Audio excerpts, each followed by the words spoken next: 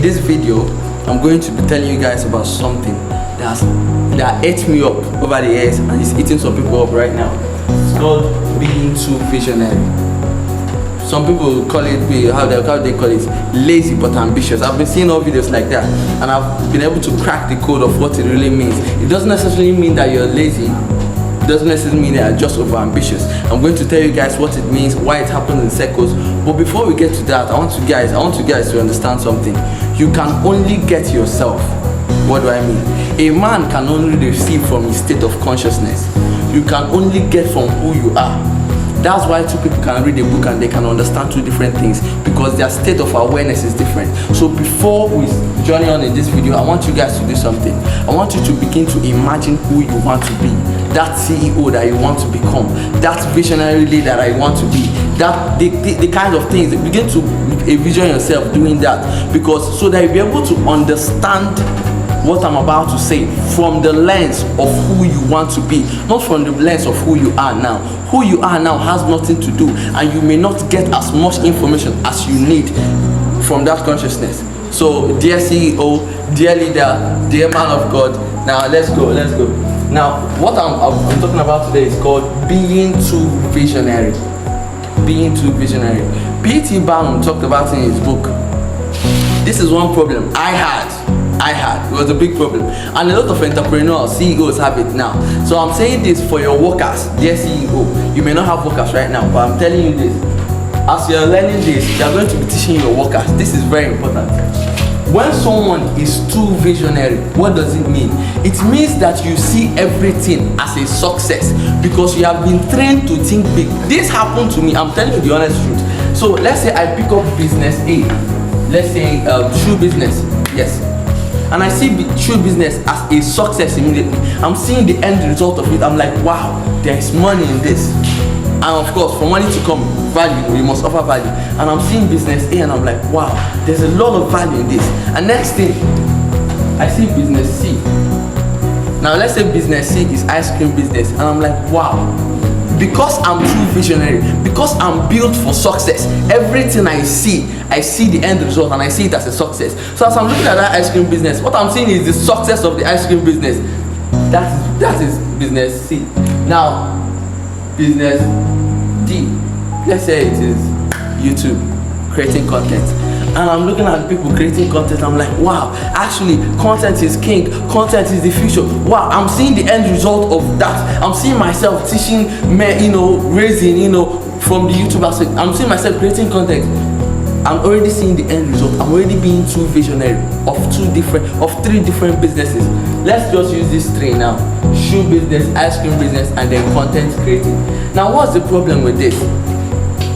The problem with this is that for you to receive thoughts of improvement, what do I call thoughts of improvement? Example, let's say I want to start an ice cream business.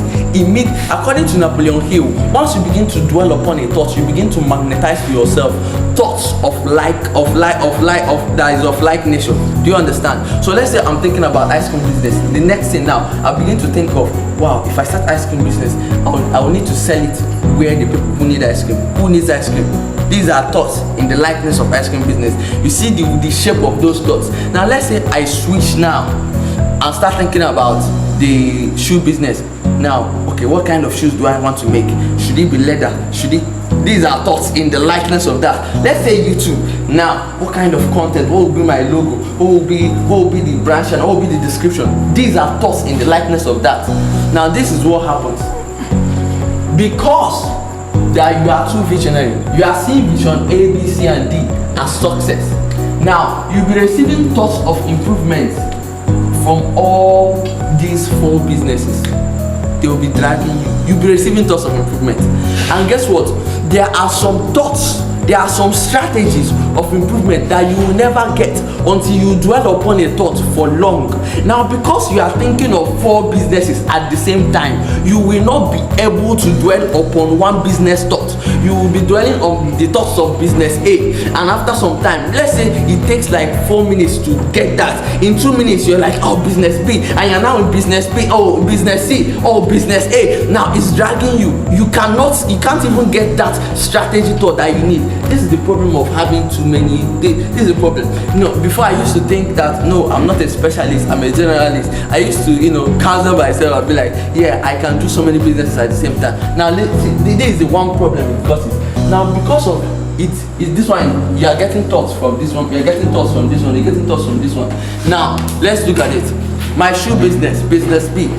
The thoughts, remember, thoughts drive plus emotion drive you to take an action. Let's say business B, shoe business, is driving me to go to a cobbler shed and meet a man. That is something I need to do. Business C, ice cream business, is driving me to go and take an inventory of people that actually like ice cream. Business D, YouTube, is trying to, you see, what will begin to happen is that you have a to-do list that is full. Your to-do list will be so many. I used to say it before, I have so much to do, and I don't know, somehow maybe men, we get this energy or this feeling that we have a lot to do. You are busy, but you are not profitable. You are just busy. You understand? We have a lot to do. Our to-do list is big. I have to do this, I have to do that, I have to do this. Oh my God, there's a whole lot to do. I actually get joy from it. That's actually destroying you. Follow me. Now, because of to-do list is here, to-do list is here, to-do list is here, to-do list is here, it doesn't necessarily mean that you are lazy now.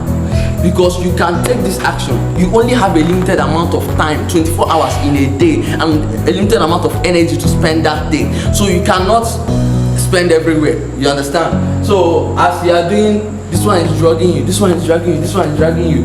Already you know that just paradox of choice alone there is something called analysis paralysis. That one can happen to you, good. But apart from that, you begin to feel stagnated. You stay in one place, you stay in one position, because you need to take an action on this one, you need to take an action on this one, you need to take an action on this one. Now, once you feel overwhelmed, you stay in one place. You stay in one place, and that one place will now lead you to scarcity. Now, let me tell you guys something. Do you know the reason why you will look at business A and you turn and see business C and you actually like to get from business C? It is because you have a scarcity mindset. I'm not judging. I saw it in myself. I'm just trying to share it so you guys can understand. It's because you have a scarcity mindset. What do I mean? Because you have seen business B and you don't understand that abundance is everywhere. That business B can offer you everything business A, B, C, and D can offer you. But you see business D and you're like, I don't want to miss out on this abundance. I don't want to miss out on this one. I don't want to. You still feel like that. I want to get everything. I want to hold everything. You don't. It's because of that scarcity. If you can free yourself of that mindset of, oh, there is money here, I don't want to miss out. There is money everywhere. Just like A and be like, I want to breathe here. I need to breathe here too. I want to breathe. There is money everywhere. So if you can focus on one place that you are breathing and just keep breathing, if you can understand and kill this mindset of scarcity, you will free yourself and you will be more focused, because it's the focus that brings you things.